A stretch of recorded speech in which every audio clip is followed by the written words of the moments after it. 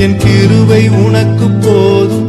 உன் பலவீனத்தில் என் பலன் தருவேன் என்று நிழல் போல என் வாழ்வில் வரும்